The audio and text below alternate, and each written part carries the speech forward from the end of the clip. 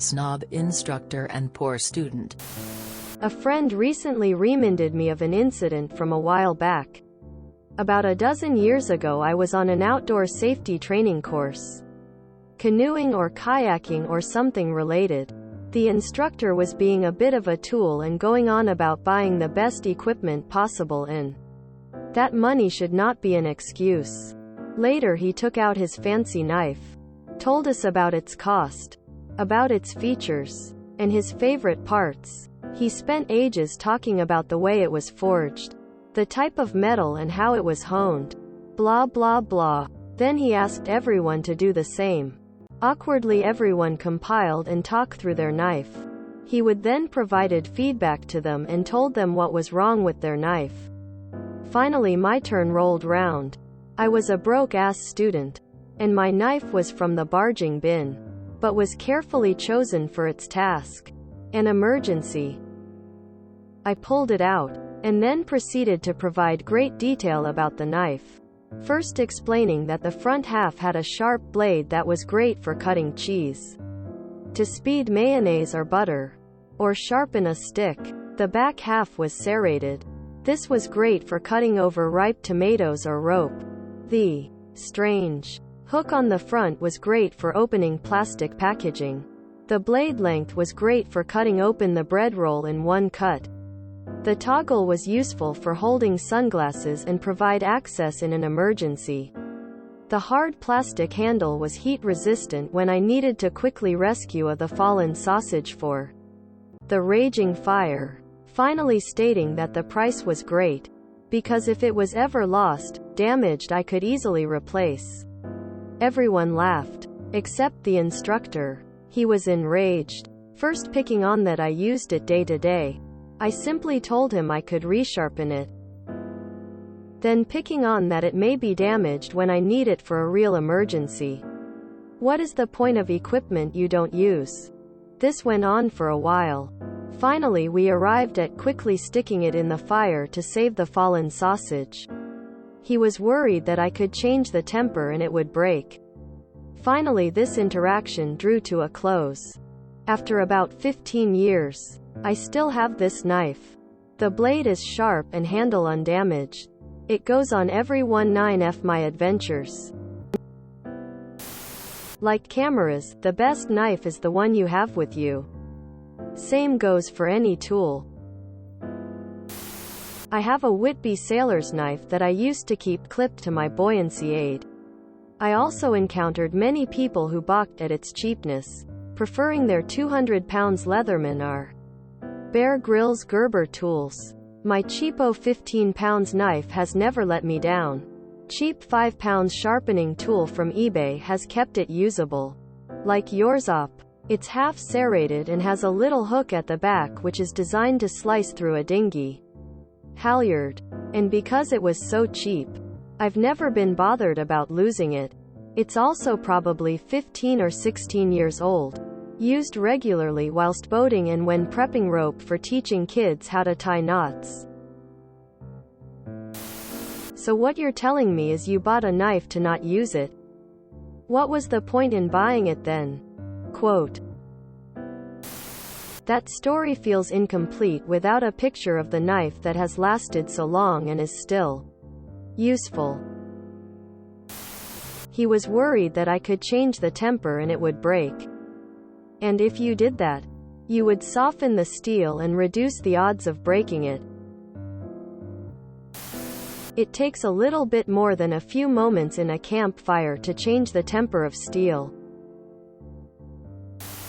Best knives I have are an Opinel and a Maracniv. Both are really cheap. If I had an expensive knife I would be too worried to damage or lose it. I'm curious about your knife. What brand, model is it? As a kid, I got a pocket knife from my dad who had it since he was my age at the time. The only thing that knife couldn't do was stay together after about 45 years. The rivets on both ends finally rusted out and the knife fell apart and into the water, never to be seen again. That knife was about $1 at a local hardware store. Nothing malicious here but a good story anyhow. He spent ages talking about the way it was forged. That's how you can recognize someone who knows nothing about knives. The only reason to forge a knife is to say it was forged. Blacksmiths didn't forge knives because it made them better. They did it to save on materials and reduce the randomly sized bars of steel to a usable size. An important step in historical knife production is normalization. This is a type of heat treatment that removes the stresses caused by forging. They are literally trying to remove any traces of the forging process at a molecular level. This went on for a while. Finally, we arrived at quickly sticking it in the fire to save the fallen sausage. He was worried that I could change the temper and it would break. You could ruin the temper that way. But your hand would likely burn first unless it was a chef knife or longer. And it wouldn't break. Instead, it would soften, meaning that you would have to sharpen it more often. In fact, the very same softness reduces the chance of breaking. Overly hard knives are the ones that are brittle. After he finished his diatribe, did you tell him that he made his point? This is so brilliant. I trawl the dollar store and have at times found stuff I buy because I want to try it out.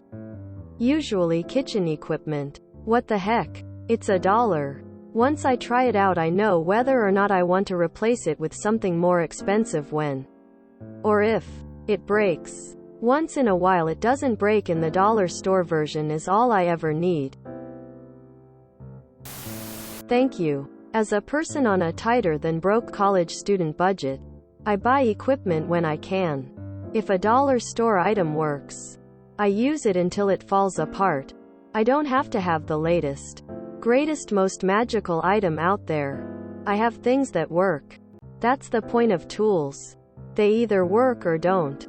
Even my wheelchair, which is part of my EDC, is a cheaper model that works.